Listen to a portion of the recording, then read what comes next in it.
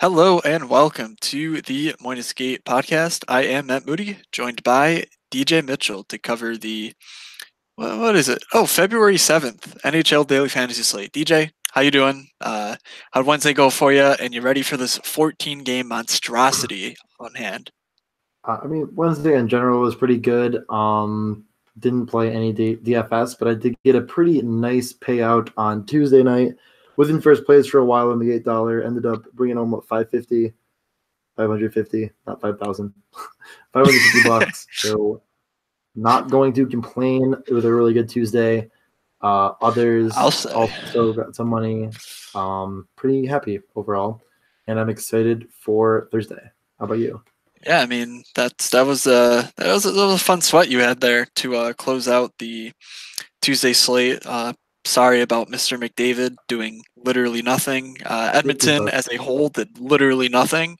If they hadn't been gifted those 6 power plays in the first period, they would have literally done nothing for the entire game. But yeah, I mean, McDavid did get you, he got you a couple of assists to, help your effort to take down the GPP. But, that's, I played quite cool.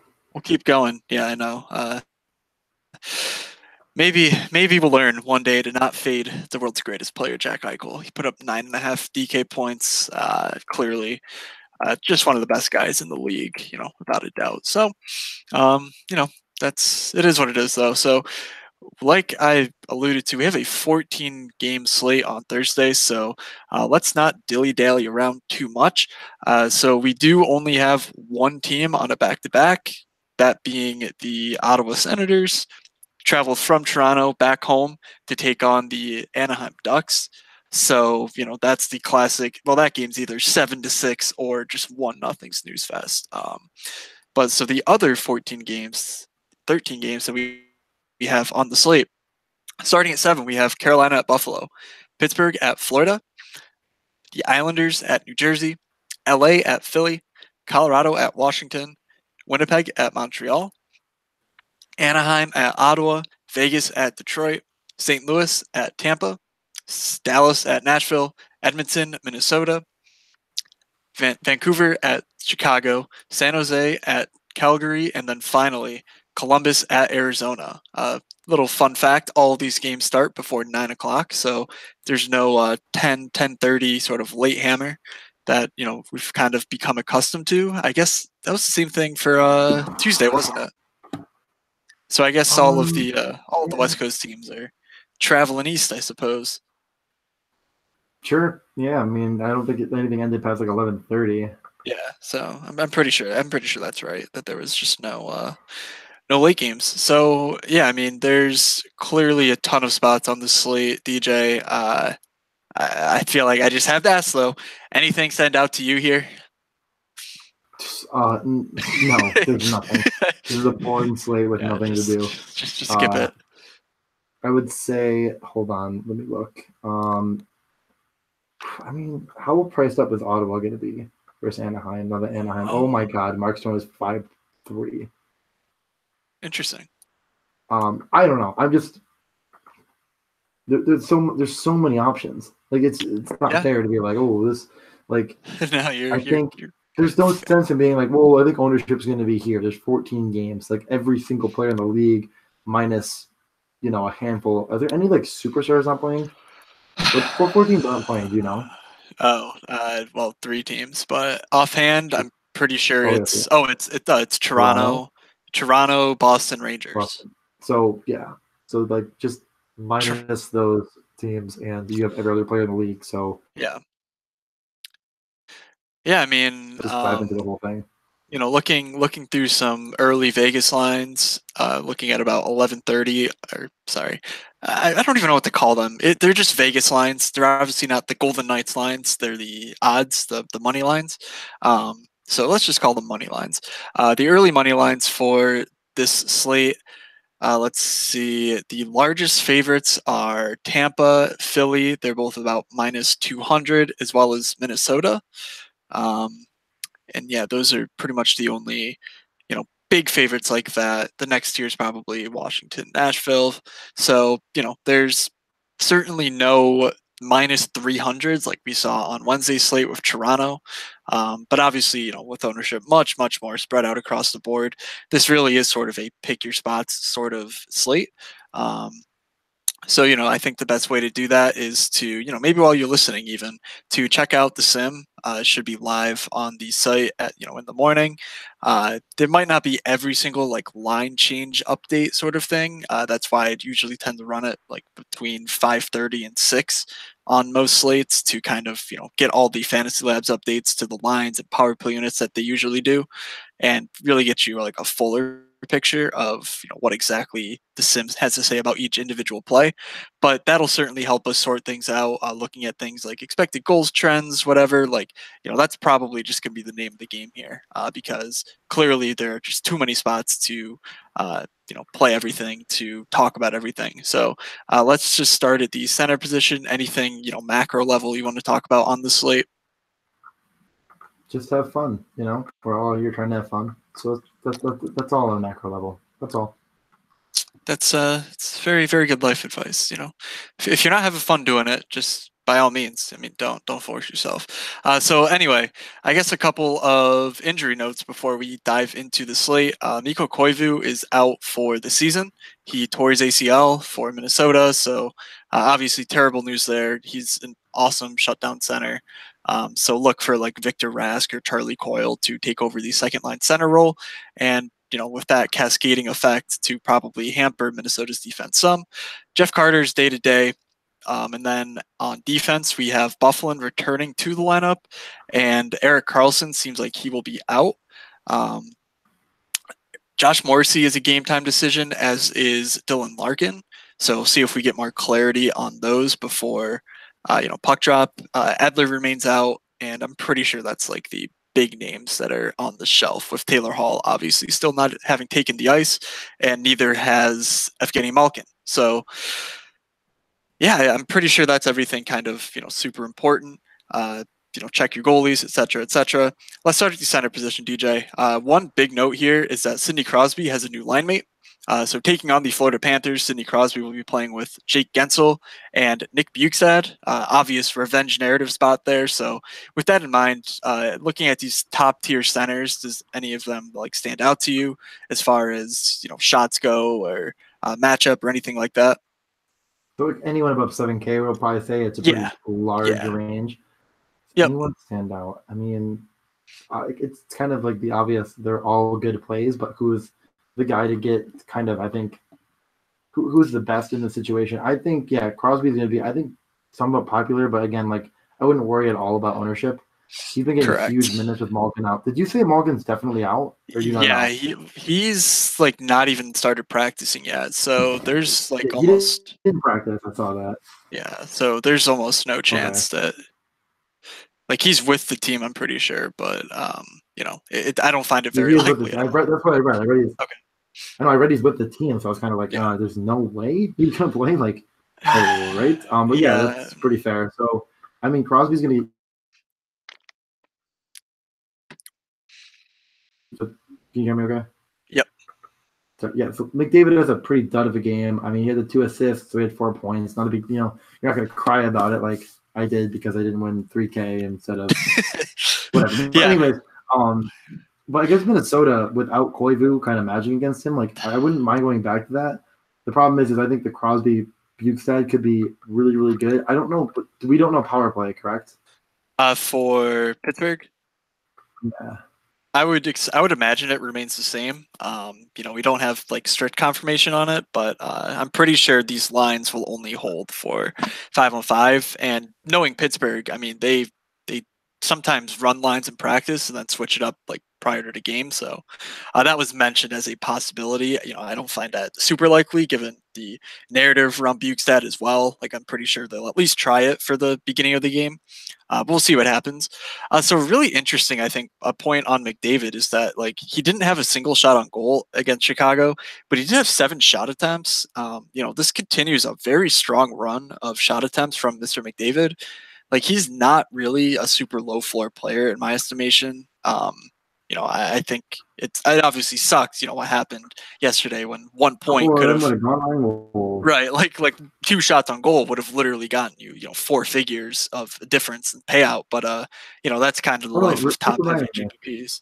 Um, so, I'm certainly not letting that cloud my judgment. Without Koivu, that's such a huge loss defensively that I am very, very much fine with McDavid.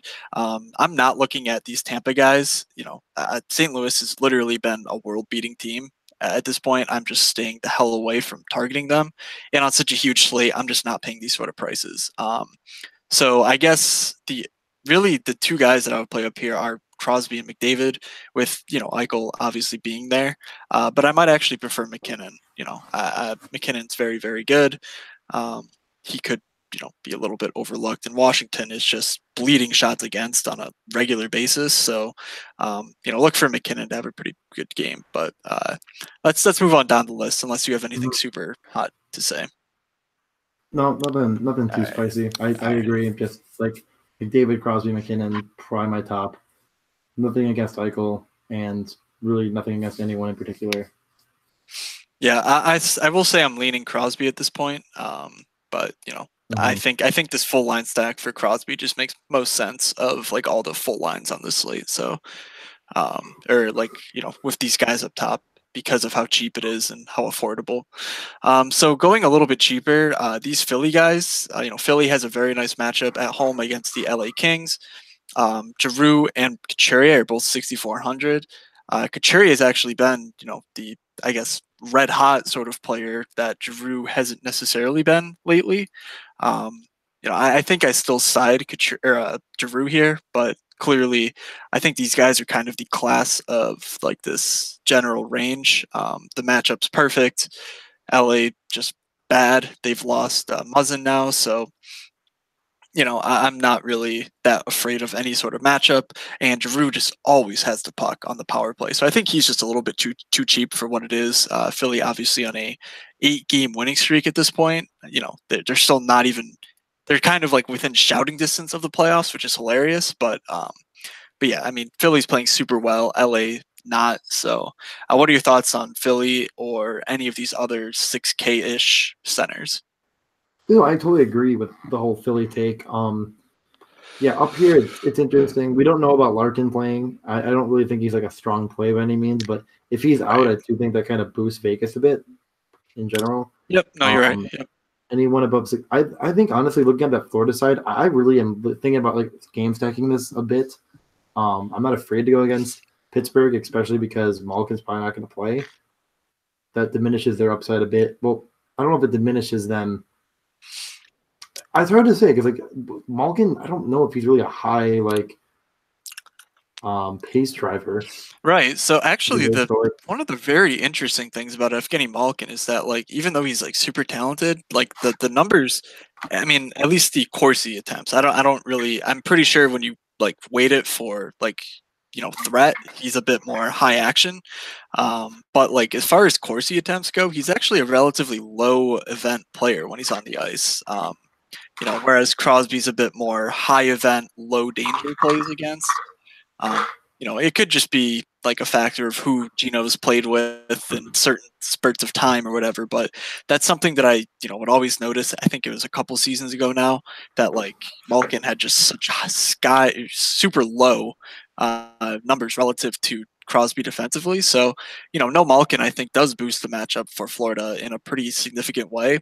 Barkov has been reunited with Dadonov and Vetrano on the first line. I'm pretty sure I think they flipped it up a little bit after the trade, and Hoffman got flipped off of the second line for Huberdeau. So now it's Trocheck, Huberdeau, and Brassard on the second line. I think those are different. Maybe they're the same.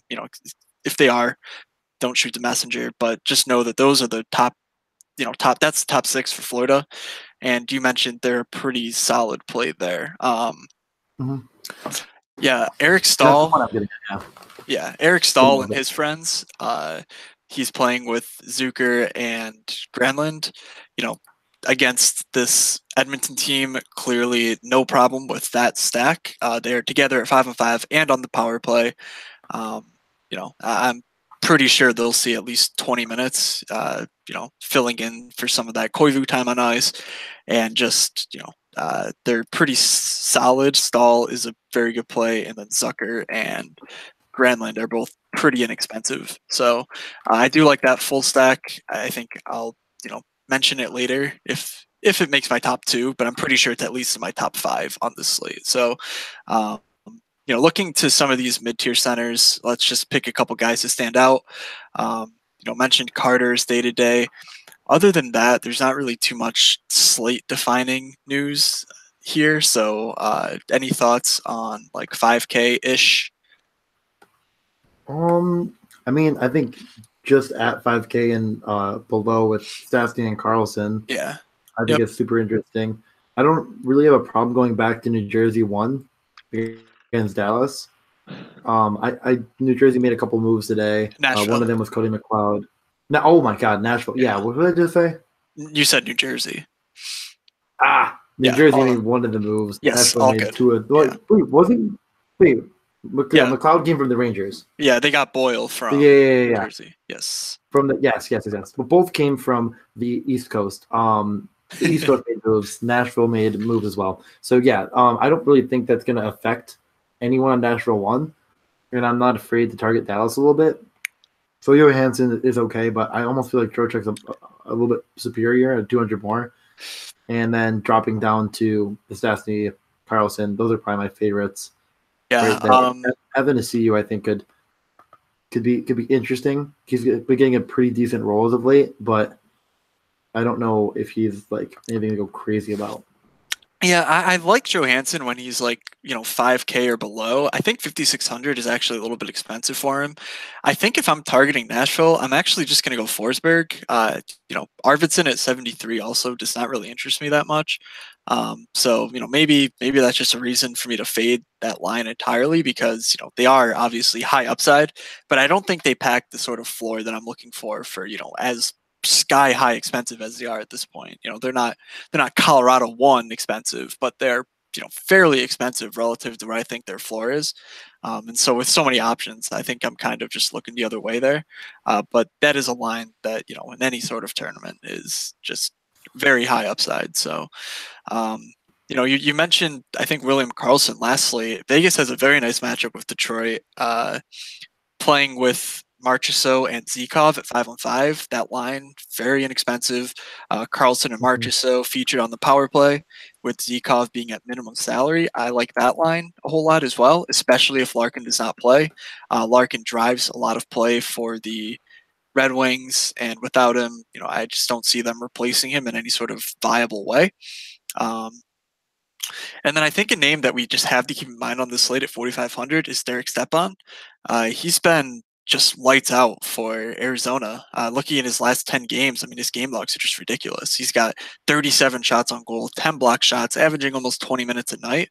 The points haven't really come for him this season, but I think given the floor he's putting up and given the home matchup with Columbus, that's kind of on a on a bit longer of a road trip than I think most other teams on this slate, and coming from Colorado, the adjustment from the high altitude to the lower altitude, I think it all shapes up for Derek Stepan being just a very solid cash play if that's sort of what you're looking at playing. I think he and Kotkaniemi, who we'll mention, are just very solid plays for that regard. Anyone else cheap that you're kind of keeping an eye on? I mean, I definitely lost you there for a minute. Did you talk about Bjugstad yet? No. Yes. This is the top of the show. I'm sorry. I didn't even realize he was a center. I was he's for a him center 100 more than Kotkaniemi. Okay. So I was like, oof, like he might be a better play, but like don't quote me on it.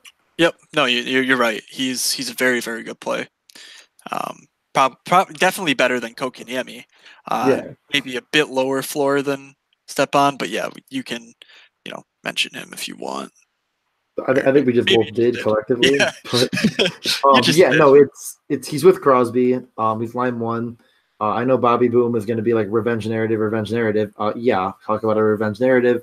It's all right there for you. Like there's really the only downside is his ownership might be a tad high, but like I said, 14 games, really wouldn't worry about it. People A might not think about it. He's also not in the first power play or second power play potentially. Do we No, know? he's on the second power play. Did he play that last game? I mean, that's like 4 seconds you're looking at. So, I mean, he Yeah, we did don't have know. power play time anyway. So, he'll be there. Don't worry. Mm-hmm, mm-hmm. But yeah, what's great about Bukestad is that he is a shot user and an offense like creator. Like, he drives play, just based on like, look at any stats that he produces. You remember him, being on Barkov's line for a stretch, last year, a couple years ago, and he was literally a 5K player. So, with the fact that he's getting second power play time, with some production since his arrival in Pittsburgh already. Um, that's just it's just a perfect spot, I think, for him playing alongside Crosby.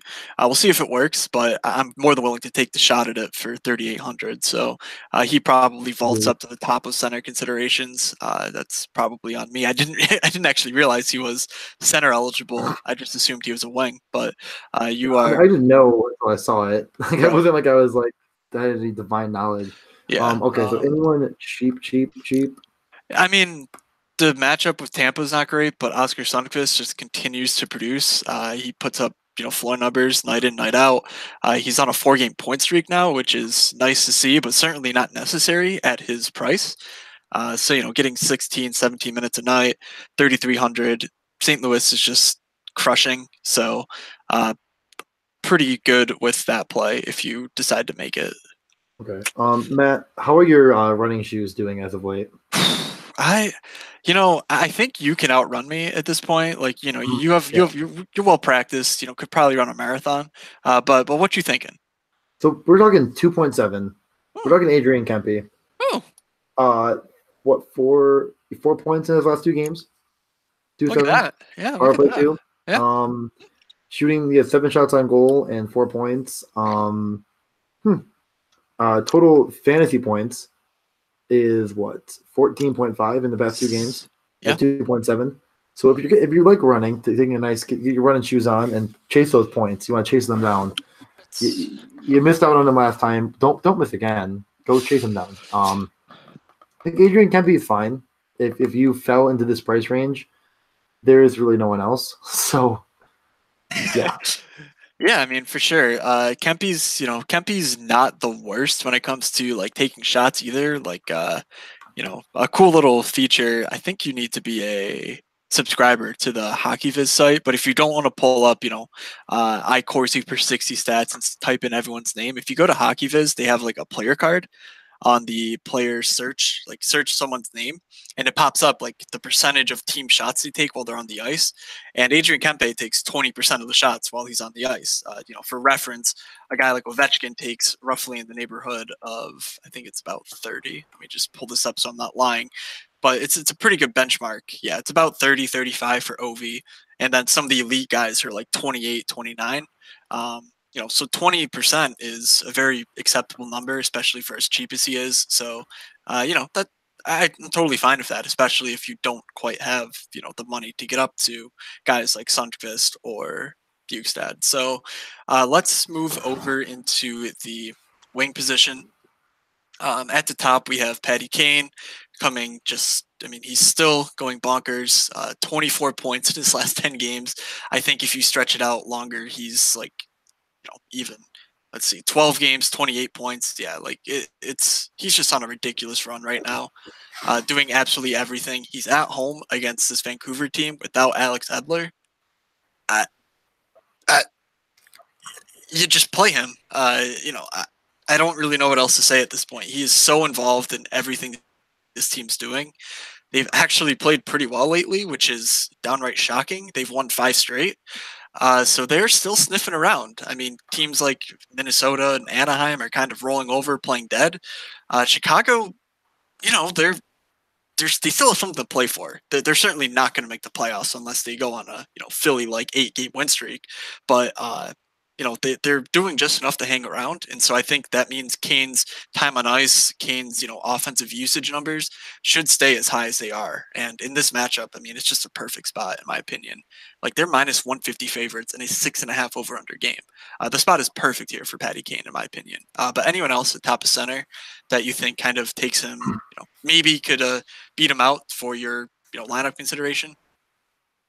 Um, I think he's at top of the center list, but you meant wing, right? Yeah, if I said that, yeah. Okay. Yeah, I mean, I don't know. I really think that Colorado won tomorrow is going to be something that I'm going to try to get in one lineup with. I think enough value on this slate, so I might try to get a full Colorado one at like way too expensive. that is their price, way too expensive. It's just way too expensive, but it's right there. And then Kucherov against St. Louis. Like St. Louis is really knocking down everyone's price, and Kucherov at 7K is just kind of like also super enticing. So I think Kane, the Colorado guys, and Kucherov are where I'm leaning in this range. Yeah, I will say right now, I will not have a single Tampa Bay Lightning player in my lineup. So but I get it, it's Tampa, but St. Louis is playing that well, and I respect their defensive numbers that much that I think it's I think it's kind of a fool's errand to chase the cheap price when the matchup is like literally like horrific, like horrendous, whatever you want to call it. Um, so one spot that I think could be very interesting is the San Jose Calgary game. These two teams are, the elite teams in the Pacific. Should be a fun back and forth game. I think that Johnny Gaudreau certainly has GPP merit, stacking him with a guy like Giordano and Monahan. Elias Lindholm is, let's see, he's 6,200 now, so he's kind of fallen back down in price. So I think stacking him and Gaudreau, makes a decent amount of sense. I think I prefer them over the Colorado line myself, but yeah, I mean that's just one of these spots that I think is secondary to my Patrick Kane, just jamming him in on this slate. So let's see. I mentioned Forsberg at 66. He's a very strong play, and just this line's numbers continue to be ridiculous. The power play finally did something, and Forsberg was the beneficiary, scoring a power play goal. He's gonna shoot. He's gonna shoot a lot, and at home, Forsberg is always in play. Anyone else? I think low sixes. We have a number of guys, as we usually do. Anyone else before we get to like 6,300, which is where I think the interesting pieces come in? No, not really. Okay. I mean, 6,300 is where you get Gensel with Crosby and Bukestad. So he'd be one guy if you're going full stack. Yep. He's been really, really good. He's been the first power play. I had the one game back at the 1st of February where he had 2 goals and hasn't scored since, but have been very, very good. So 6-3 is a bit expensive, but like he's fine there. And then Marchessault is really, really good. Had a couple bad games in a row. Could be a great bounce back night. Love him. And then I'll let you talk. Yeah, I mean the thing about Marchessault is he's had 3 tough games in a row, but on the road at Carolina, pretty tough matchup I think, and then playing on a road back to back at Florida, I'll give him a pass on that one for sure. And then at Tampa, clearly not the best offensive matchup either. So I think at Detroit with no Larkin, Marchessault is a much, much better play. And I think that he'll be, assuming Larkin is out, I think he'll be my favorite guy in this range. But Gensel certainly has been awesome. As long as he's on that first power play, he's a very strong play for low 6K. And then Tarasenko just continues to put up 4 or 5 fantasy points with upside for let's see, last 2 games ago he had 10 points. So yeah, I mean he's certainly got that sort of upside to pop off at any time. But he does also have a very safe floor as well. So I think he's kind of been priced down because of the matchup. Like I think he should be on the rise. So this might be the last time to get him before he jumps up to 66, 6,700. And I don't love the matchup, but as a one-off, I think Tarasenko is a great play, and stacking with a cheap guy on the power play like Sundqvist could certainly pay off. And his line mate in Braden Shen is still far too cheap at sub 5K. So, a decent amount of interest in Tarasenko, but I think those are kind of my main guys here at the top. Hmm. Yeah, Yeah, I think I'm Voracek. gonna. Oh, sorry. Voracek is playing with Couturier at 5-on-5. So if you're playing Couturier, if you like that Philly matchup, Voracek actually pairs well with both Giroux and Couturier, honestly, because Giroux will center Voracek a time or two. And obviously on the power play, it goes Giroux, Gostisbehere, Voracek, Giroux, Gostisbehere, Voracek. They pass it around on the outside. So Voracek is a very interesting play if you're all in on Philly. Okay. You know who I'm buying back in on? You know it's time to buy back in on. By the What are we way, doing? What are we doing? Tell me. Patrick Laine. It's time. Is it the time? Time to reinvest. Is it the time? I mean, he kind of he kind of fucked up the game for them against San Jose in overtime. He man, that's what are your thoughts? Why do you say that? Is it Bufflin being Why do I back? The say power that? play is going to be back to back Yeah, to I normal. think it's just everything. Like I think the team is just back like 5'9" for him. Like he is historically low. I think for his career trajectory, and eventually he's going to be that guy that you missed out on. And I think this is the night. I mean, he has been so cold. He hasn't scored a goal in almost a month. Like I know there was the All Star break, but it's been since January 13th. Like he may Yeah. never have this long of a drought again. And I think it's time. Montreal is good but not great. They definitely can give up goals in bunches. Here he is. I'm buying in. Patrick Laine. Lock All right, for me. that's I'm locking him in one of my lineups. all right. Well, what's the opposite of your run and choose? Because DJ's strapping him on. Yeah, actually no. I'm getting on my hands and knees and crawling. Yes, yes. Crawling backwards. It's Q up. Q up the computer game. Yep. Man, what a game. Yeah, I mean that's honestly that's probably about as cheap as I would like to go here. In cash games especially. Um, I'm not really seeing a whole lot that I'm all that interested in the 5K range. I think Evgeny Dadonov at 5,400 is too cheap, but at the same time, he doesn't really have much of a floor, so he's not really in my cash game considerations. Jamie Benn has actually been surprisingly good lately, but Nashville, that matchup just sucks. So I'm not really buying in on that. So I think an interesting play here is Mark Stone at 5,300. It feels super low for him given the matchup with an Anaheim team that does love to give up goals. But the sneaky thing about Mark Stone is that he's not really putting up a ton of shots. Like even on let's see Wednesday night he had 2 shots on goal.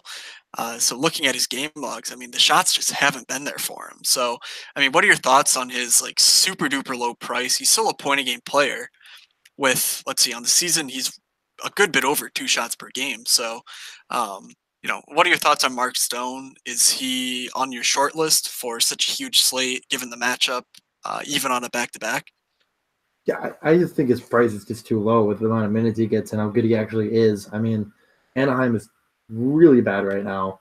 I don't see any reason to fade him, or just because he's been a little bit like players go through minor slumps and jump out of them, and you can again like you don't want to miss out on him blowing back up.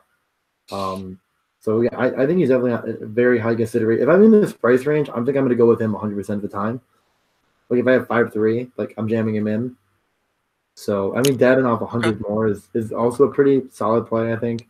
And I think I like Stone more than Dadonov yeah, myself, they're but both pretty good. yeah. So it is worth noting that on let's see on Wednesday night the power play units for Ottawa where Stone, Kachuk, White, Dzingel, and Shabbat. So no Duchesne on the first unit. That's obviously kind of a disappointment. They've run out a different unit just about every game to this point, so it's kind of a question mark of who actually plays where. Like a couple games ago, I think it was Demelo on the unit with Stone, Kachuk, White, and uh, so it is open to change. But if you do like Thomas Shabbat, which I think he's the best Ottawa play, he does correlate with Mark Stone, and that's a pretty cheap I think that's pretty cheap relative to their upside and how they've produced this season. So I don't hate the play, especially when you look at like Brady Chuck, who's only 4,100 with pretty solid shot numbers on his part. But I'm not all in just because it is a back to back, and Ottawa's not that good a team either. So I'm more leaning towards the this game's a total dud than I am this game's going to be 7-6 because Ottawa, is terrible and Anaheim is terrible, and it's just going to be a gross fest on the ice with lots of goals instead of lots of nothing. Um, but we can move on if you have no other thoughts. Let's No. see. Yeah, Hornqvist at 5K. He and Niederreiter, they're fine. I think I'm not really going to Raquel for the same reason I just mentioned. Anaheim's got to figure something out. They've got to show me something. Show me something, boys. Brandon Montour can't do everything for you. Poor guy puts up 4.5 fantasy points without a damn point in the last game. So you know, Yeah, it's a shame. in Buffalo. Yep, you gotta sell high on Brandon Montour or something. I don't know. Get him out of the Sure. sinking ship. True. So what are our thoughts on Anthony Mantha?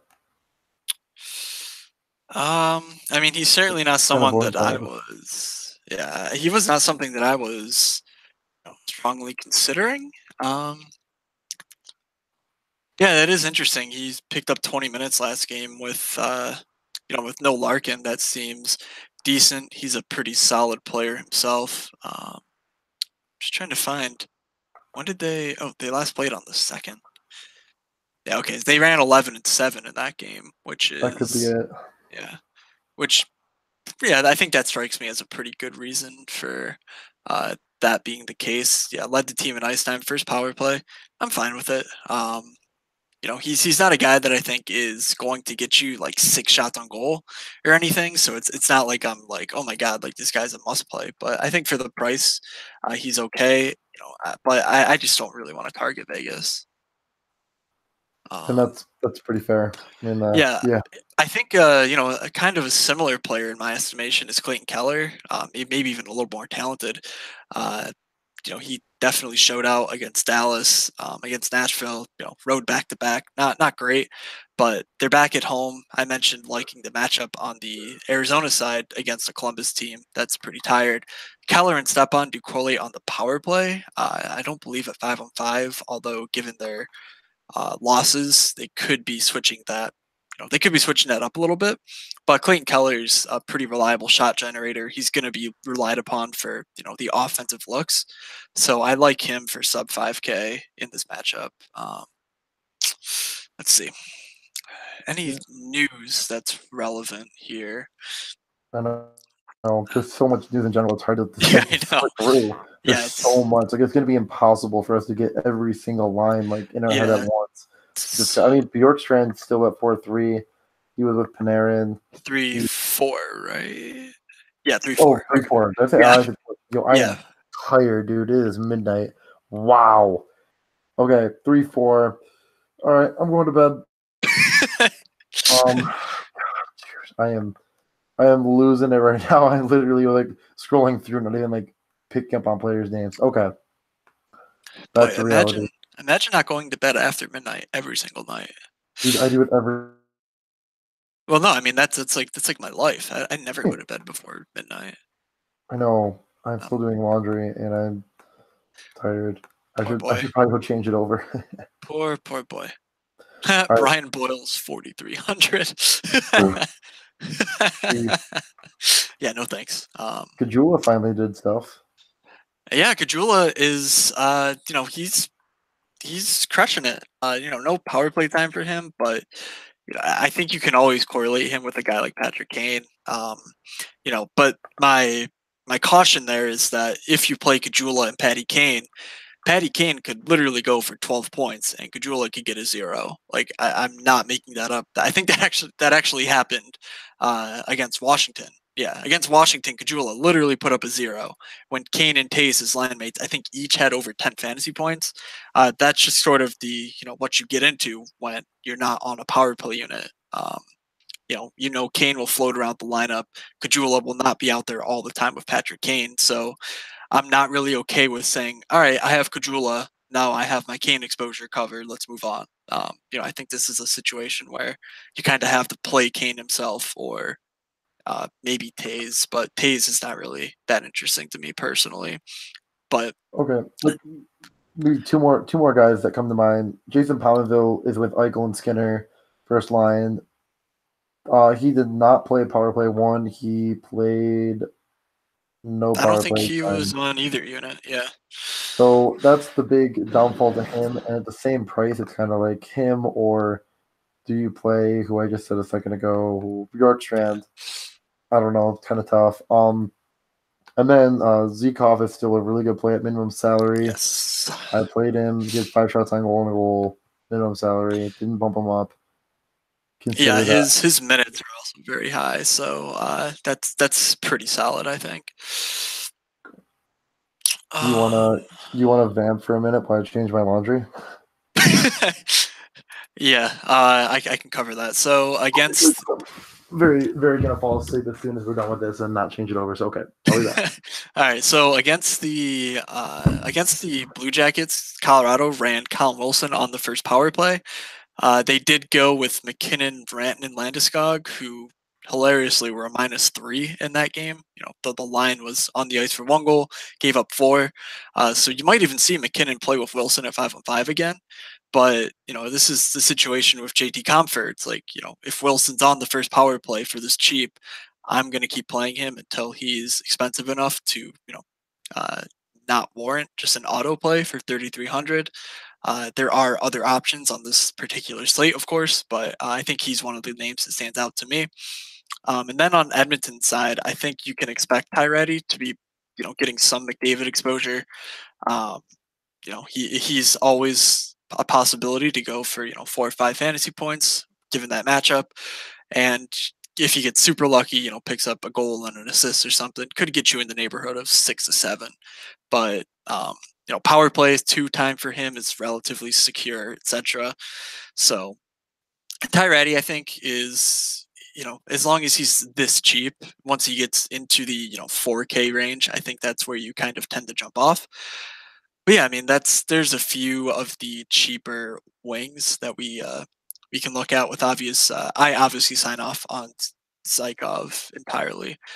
So one name that might be just entirely off the wall is Michael Del Cole for the Islanders. So the Islanders, I think they've lost 2 games in a row now. So they made a minor switch to their line with Barzell, Bailey, and Michael Del Cole being the line of choice for the time being. Del Cole is also minimum salary, and if you remember anything about his draft year, he was like kind of hyped as like a sniper coming out. I think he went 5th or 6th overall in the Reinhardt draft, like the Samson draft. So right now, Del Cole's not getting any power play time. But given that like Cal Clutterbuck is on the power play currently, I certainly could see that changing. And yeah, let's see. Coming out of the OHL in his 3 seasons, let's see. Well, his rookie year he put up 15 goals, which is pretty solid for a 15-year-old. But then 40 goals, 42 goals, and 35 goals in his last 3 OHL seasons. Now he's kind of flamed out a little bit in the AHL without putting up great like counting stats when it comes to goals or assists or whatever.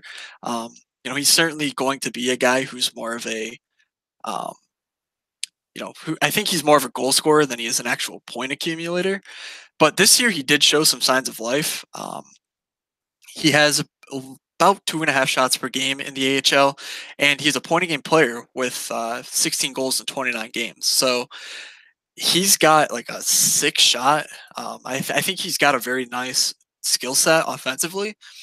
And so I think for this salary, I have no problem playing Barzell, Bailey, Del Cole, and just really taking a stab at it. I think New Jersey's just a terrible team without Taylor Hall. And this is a good way, I think, to kind of get some exposure to that for 2.5. Um, Given that we've seen it with Zykov, Del Cole might just be a little bit, you know, less safe than Zykov, given the game we just saw out of him. But Dell Cole, I think, is also a very, very interesting play for 2.5, especially like in a larger tournament setting. Um, so I think we got DJ back. We're good to go to defense now. Yeah. All right. Yeah, no, sorry. I could not. I've never used this dryer before. I had no idea how to turn it on. I literally like there's no button, and then I like looked at the thing that said like signal on off, and I'm like, wait, is that the button in the? Okay, I clicked it. It worked. Yeah. Poor DJ. Poor guy's never used a washing machine or a dryer in I his just life. moved. All good. All right. So yeah, at defense, we have a pretty good confirmation that Erik Karlsson is not traveling with the Sharks. So unless he kind of gets on a plane and flies to Calgary, day of the game, he'll remain out. And with that in mind, I think Brent Burns is clearly the top play. It's just Burns doing Burns things, I think, regularly. Roman Yossi's been smashing. So if you're playing the Nashville stack, I think that you are okay to go with Roman Yossi, but I don't think anyone up here offers the sort of safety that Burns will give you. So for me, it's Burns or playing like down in like the low fives, which is kind of it's kind of my usual standpoint anyway. But I think this slate, especially given how close we are to Erik Karlsson returning to the lineup. True. That's a good point. All right. Yeah, So I'm gonna try Jim and Burns. yes. So we got Bufflin back, so that's nice to see. He should step into a first power play role. Josh Morrissey is a game time decision. I think I mentioned that already. But if he's out, you might see Bufflin kind of step right into a major role for the Jets. He might not be able to be eased back in like you might expect otherwise. So that's a bit of good news for Bufflin's fantasy value if you kind of want to jump on the first game back. But he's certainly fairly priced at 6K. Maybe pair him with Patrick Laine for that power play stack, and when DJ's crawling to the finish line, maybe Bufflin and Laine gets him there. So let's see. Yeah, we should probably talk low fives to upper fours. Is there anyone there that you want to mention, DJ? Low fives, upper fours. God, this is tough. This is a really weird range. Low Barry. I mean, Barry's there. Hamilton, I like. Klefbom's back. I don't know if we mentioned that. He came back last game, didn't do really anything. I don't know if there's anyone in this range that I'm like super duper confident in, but then again, if I mean, my biggest problem is I don't think there's any way I play Burns and a guy in this range. Yeah, I mean that's I'll allow that. I think there is enough value to where you don't really need the punt defense. And my personal philosophy is that defense is like the most important position to get right, especially in cash games. But I certainly accept your point. So a guy that I think is very, very intriguing right here is Erik Gustafsson, 5,100. He's on that first power play for Chicago that is just smashing. I think he's not going to get you a goal every single game, but you look at the floor numbers and they're actually a lot better, I think, than the game logs will indicate. Like you look at his shot attempts over time, and I mean, his game logs are littered with games of 5, 6, 7, 8 shot attempts even. So given the minutes he plays for Chicago and the matchup, I think pairing him with Patrick Kane is very interesting. And then maybe a guy that's a bit more talented, but a bit worse of a matchup is Rasmus Dahlin on the first power play for Buffalo, paired with Risto at this juncture. So the minutes there should be huge, given Risto plays 27, 28 minutes a night. I think you can expect Dahlin to get 22, 23. If you play this slate a number of times. So I think given that he's 4,900 with Dahlin's obvious talent and power play one job, he makes a lot of sense. So Klefbom really concerns me because he came back, only took 2 shots, not on the first power play. I don't think he's feeling fully healthy yet. It was mentioned over the weekend before he actually came back in the lineup that like his fingers were still super sore. I think he had a broken index finger or something, and that was what took him so long to recover from. And I don't think he's fully back yet. And so it obviously hampers your shot and whatever. So I kind of want to see it first from him, and with only 2 shot attempts last game, I haven't really seen it yet out of Clefbaum, so I'm staying away for the time being, even though he is, very cheap at 4,800. Yeah, I totally agree. With everything you just said, I don't really think I have any other. And Yeah. I really almost played him in my McDavid lineup. I couldn't get to him. I'm really glad I didn't because I stumbled into Pesci. But I was Clearly. like, yeah, you're like, is it the last guy in? I was like, yeah, Yeah, I I mean, liked he, him okay. Like got you a I was goal, like, yeah, he's so fine. But anyways, we're getting a little bit cheaper. We can move right down the list. I think you mentioned Falk last time. I think Falk's good. I think Falk's really good. Like he would have been a nice play, especially if we had any sort of a point in that game. So Falk, against Pittsburgh, yeah, yeah. yeah, which yeah, Yeah, I mean, who else? I think Falk's great Carolina exposure. I mentioned Nino as well. Let's see. Yeah, Niederreiter was on the first power play last game, so he and Ferland just appear to be flip flopping. I think given Niederreiter's role on the first line, and 20 minutes last game, I think they trust him. I think he'll stay on the power play, but obviously could switch. But Falk, I think, will be a staple on that power play with Aho, and I think is a little bit too cheap as well. So, um, yeah, that those are really the guys that I'm looking at. Nobody else here is standing out to me all that much. So, any cheaper, like super cheap names standing out to you at this point? Um, let's see.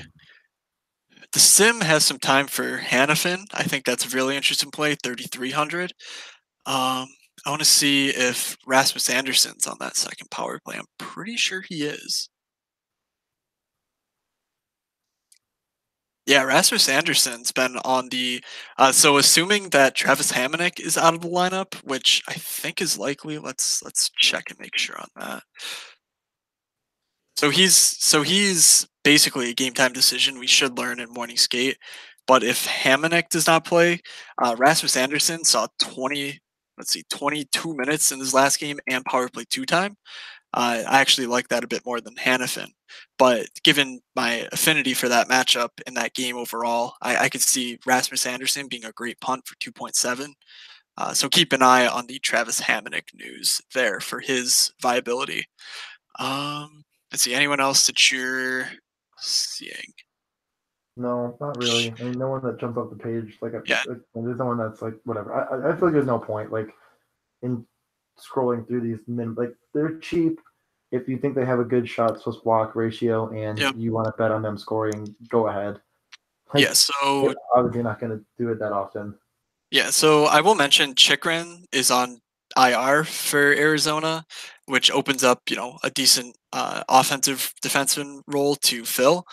So Ekman Larson should see his normal role, and then Goligoski and Osterley are actually kind of the main beneficiaries of that. To Osterley in general is 3,400 for this guy just seems too cheap given the power play time that he has and some of the floor numbers he's been putting up recently. Like he's playing with OEL at 5-on-5, so I mean I honestly don't even know much about him, but just looking at his game logs, I mean 36 shots plus blocks in the last 10 games, 3,400 power play role. It just seems to all be there for him. If you're on a couple of these Arizona guys, forwards, I think he makes sense to kind of stack if you can't quite afford Ekman Larson, just because he'll be on the ice a whole bunch and is a cheap way to get some decent exposure. So, Okay. see, I think we just about did it. Yeah, no, That's definitely. Let's get to bed. let's do it. All right. So top line stacks. Do you have yours ready to go? I will go with. I don't want to. I mean, I feel like the Pittsburgh one is too obvious. I think we mentioned it quite enough already. We kind of beaten the dead horse. Horse. Oh my god. God, I don't know. I don't want to say. I mean, I feel like both Vegas 1 and 2 are good. I really don't have like a strong leaning either way. I think Vegas 2 might get like they're gonna. I feel like they might be a little bit less owned because people might see that 2.5 Zykov and just kind of fill it in. But I'll go Vegas 2. I think I went Vegas 1 last time, but no, I didn't. Did I? I do not remember. So the biggest two being Stastny, Pacioretty, and Tuck. Okay. I think I'm gonna go with a man. Am I really gonna throw my lot in on Arizona here? I think I will. Dude, I think I they're was totally thinking it. yeah they're just too cheap. Clayton Keller is just too good. Um, Cousins has been centering that line of Galchenyuk and Keller, but as I mentioned, they kind of got killed last game. So let's see if we can get this power play stack going. Maybe it works at 5-5 as well, given morning skate. Let's go Stepan, Galchenyuk, and Clayton Keller for a combined 14K or so. That just seems like a great play. Layer on one of those cheap defensemen, like I mentioned, in Ekman Larson or Osterley doesn't correlate on the power play, but given the 5-on-5 role, gets you some blanket exposure. And Osterley, is a block shots monster apparently. So definitely okay with that Arizona stack. So let's go with them to open up some cap. All right, that's pretty fair. Oh my god, this is tough. This is really tough because there's like every single line playing tomorrow, Pretty much, yeah. except for a Pre- couple. So it's like, wow. You know what? I think I have to. I really just want to pull up something, and my laptop's loading super slow. I'm sure I'm just gonna fucking lose you. Oh, the F word. Can you hear me? yeah. Okay, I'm gonna do it though. Oh boy, how do I want to do this? So I think I'm gonna go line eight Bufflin, and I don't know how I want to go. I don't know if there'll be a third because like Connor's up on that top line. I'm gonna go line eight Bufflin, and if you want to insert one more guy from Winnipeg, you can. Go I think Rosovich. you could go Roslovich. He's not on the first power play, but you could definitely go with Roslovich. Super cheap. So why don't we do that? Roslovich, line A, and Bufflin. All right. Certainly dig the upside there. Just go, Can't just can't go, yeah, go way off the board. can't say you're not swinging for the fences if you're playing Patrick Laine at this point. So all for that. Uh, crawl your way towards a profitable night. Maybe they're the key that gets you into first place instead of seventh. So, um, hopefully you can keep the run going there. So I'm gonna keep it basic for expensive stack. I'm gonna go with Patrick Kane, Eric Gustafsson, and let's just go with Tays. Could go to Brinket for the power play stack as well. Could go Kajula for 5-on-5 cheaper exposure. But let's go Kane, Tays, and Gustafsson. Get some power play action going. I think Kane is just in the nut spot. I don't respect Vancouver. Like even though they're hanging around the playoff race, I just don't. I can't, and I won't. So I'm all aboard Patrick Kane, just riding his hot streak. Never heard of him. You should look him Pretty up new to the sometime. league. He likes the bars in Buffalo, as do you. And the cab drivers. Okay. He's had a run in a time or two with those boys, but Yeah, just a time or so two. be it. Now they're Zoopers. We should be fine. All right. Are we going G goals? We'll guarantee goals action. We'll Let's guarantee a goal or two. let's guarantee us some golos. Oh man, I think I got 1 for 2 yesterday. What'd you do? Well, yesterday being when Tuesday. Yeah, I say a lot of things on podcasts. I don't remember who I summarize at the end, but I felt pretty. I got Pasternak. I got Pasternak Middlestad, and I had Pasternak. Okay. Let's just say I felt pretty good about our Tuesday show, and your performance really didn't didn't prove me wrong there. I had a lackluster night myself, but I think we had a pretty good run there. Okay, so why don't we guarantee goals starting now with I'm gonna do it. I think I'm gonna go Dadonov. Mr. Dadonov, look at you. I don't even. I feel weird about it because I feel like he's not my favorite play in the world, but I really, really. He might take one shot, but that one shot's going in the net. Yeah, that's what I'm saying. I feel like he's gonna find himself in that perfect opportunity. Like he just has a lot of upside. I think tomorrow, but I don't know if he'll have shot volume to make him a strong GPP play or a strong cash play. But I feel like if you're going with a Florida stack, which I might have, like he might have 2 shots at 2 goals. Like he really could just, and he's gonna go super overlooked. I think. Sure. It's super I'm risky okay with play, that. but I think it could be the one that wins the GPP. Why not? All right. So for my, I guess, cheaper guys, 4.5, I want Jason Zucker. I think him playing on the line with Granlund and Stahl is just too good to pass up. They were they were close to making my guaranteed stack or whatever favorite stack of the night. Like I said, I think they're in my top five. Just looking through some of these numbers, Zucker, Granlund, Stahl, all drive play. Offensively, no Koivu. They're going to need to be relied upon more, and Edmonton is just they're Edmonton. So I think that Minnesota could put up at least a couple goals in a hurry, and I think that line's going to be where the offense flows through. So give me Jason Zucker. He's just too cheap at 4,500. All right. Yeah, I think it's a pretty good take there. And I kind of picked a terrible range. I didn't really realize it, how dumb I was being. So I'm going to go pretty cheap. I'm going to go. Yeah, I'm going to do it. Derek Stepan. I don't know if you included him in your stack or not. Wait. You have 5,500, not 45. No, I know, but 55 sucks. I mean, you got your boy CU. You've got okay, Nope. okay, that's fine. Derek Stepan, get out of here. Okay. I just kind of scrolled through for a minute and picked the guy. I mean, his goal. I mean, he was in my stack, DJ, but it's okay. Yeah, I know. I'm going to bed. All in on Arizona. Apparently, that's been a very profitable strategy this year. I bet going all in on Arizona. Whatever. All right. So other guaranteed goal. Let me go. Let me go with I almost picked Marchessault, but you already nabbed them. Let me go with Elias Lindholm, 6,200. Back-to-back goals in back-to-back games. The minutes are certainly there. The time on ice will certainly be there. This game, I think there's going to be a lot of fireworks. So Elias Lindholm, he's fallen down the price charts. Yeah, he's just a good play. So get him in there. All right, time for bed, DJ. Round of applause. I don't wanna. I wanna stay up all night.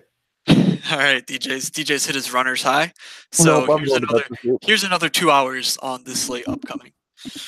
We're gonna talk only about Eichel tonight. Yeah, so let's get ready to do this all again on Monday night because let's see, Monday there is another 12 game slate.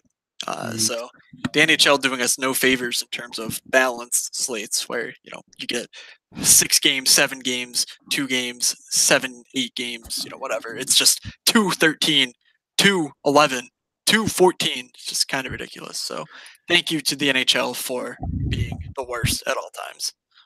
All right, go follow us on everything. Just look up Morning Skate Pod and all the stuff.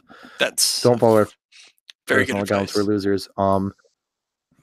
Join the group me or don't. It's your call. There's always room, so do it. If you're new, I know we got one person that tweeted at us like, "Oh my god, thank you so much, great podcast." You were right. It was a great podcast. You're welcome. No, I was kidding. It was what? I'm gonna shout him out, Ryan Harder. I'll tell you right now, great beard, buddy.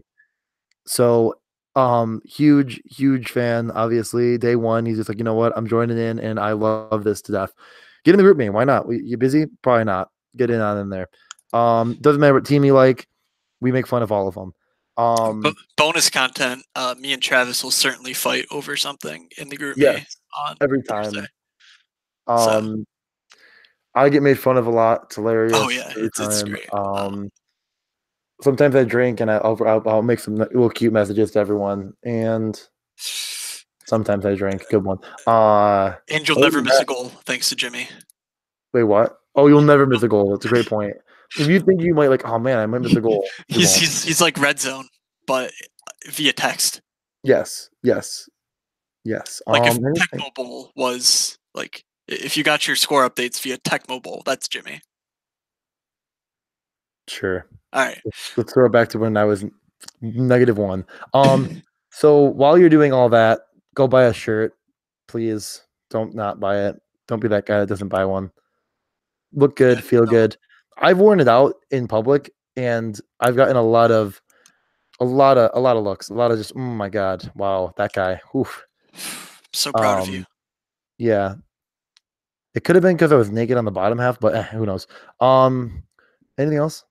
I mean, I am 5 crowns short of. Let's see.